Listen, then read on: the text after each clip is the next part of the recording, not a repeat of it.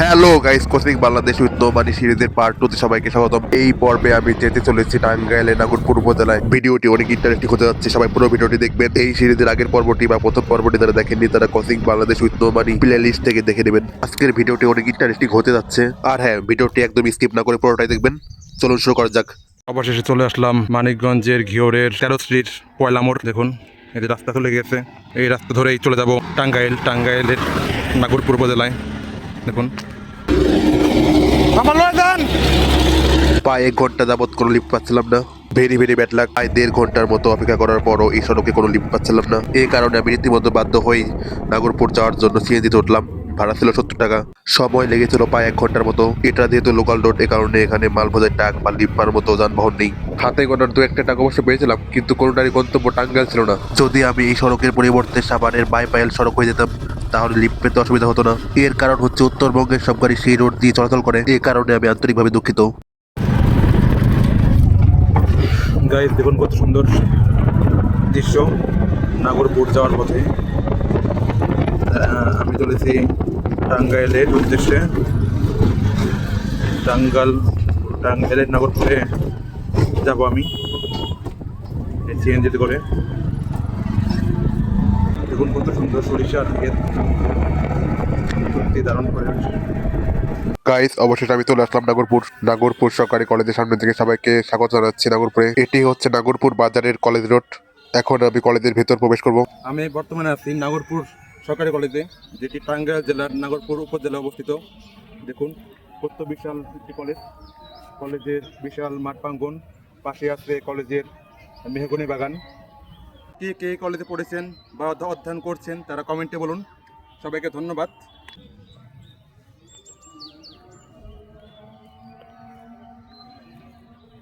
এটা হচ্ছে কলেজের শহীদ মিনার প্রাঙ্গণ। আর দেখুন সামনেই স্থাপনা। দেখুন কলেজের শহীদ মিনারের ঠিক পাশেই নার্সারিতে একটি গাড়ি থেকে ফুল গাছ নামানো হচ্ছে। কি সুন্দর দৃশ্য। এগুলো কি কলেজে রোপণ করবেন না? ও আচ্ছা, কই থেকে আনলেন? ময়মনসিং।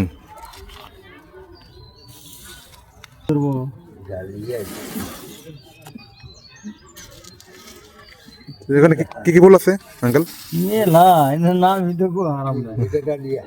ডালিয়া না? আচ্ছা, তা কত টাকা পড়ছে এগুলো কিনতে? 50,000 না? এটা কি গাছ? ডালিয়া। এটা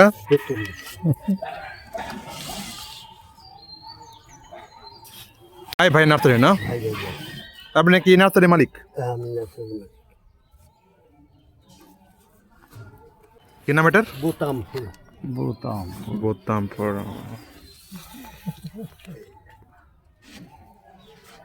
কত ধরনের ফুল!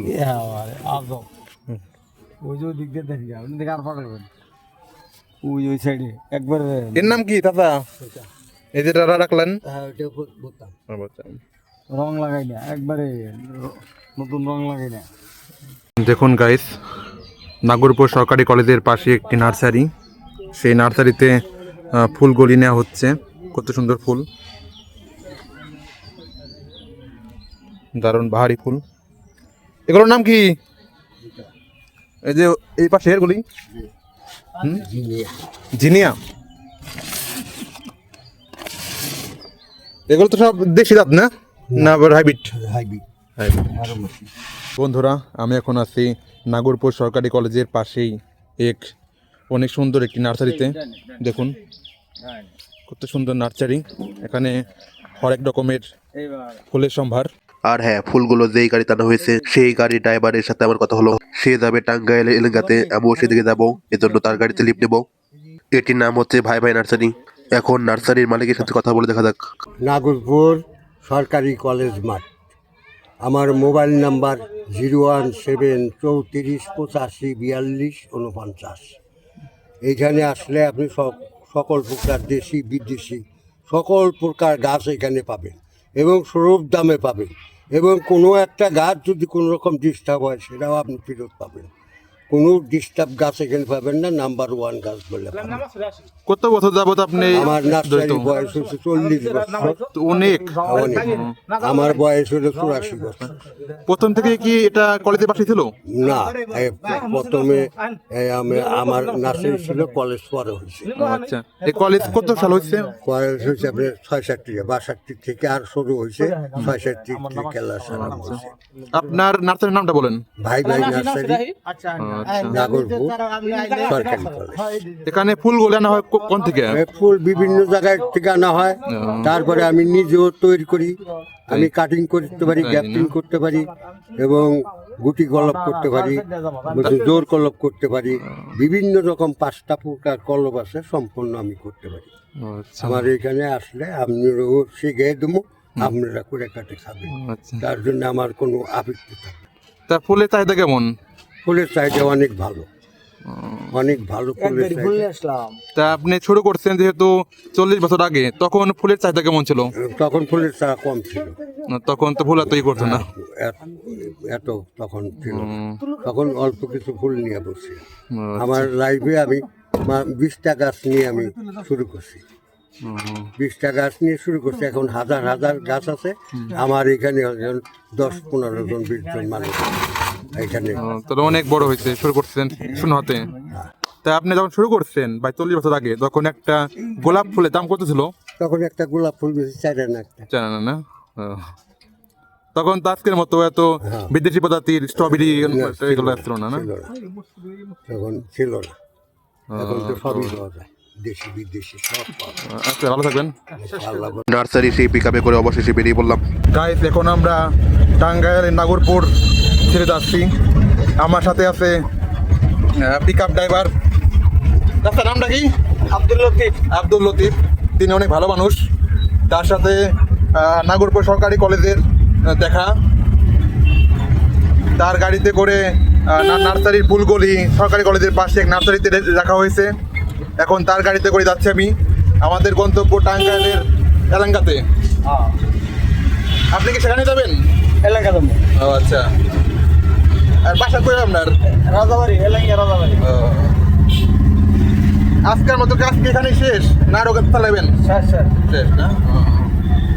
দেখুন, এটা হচ্ছে টাঙ্গাইলের নাগরপুর উপজেলা শহর।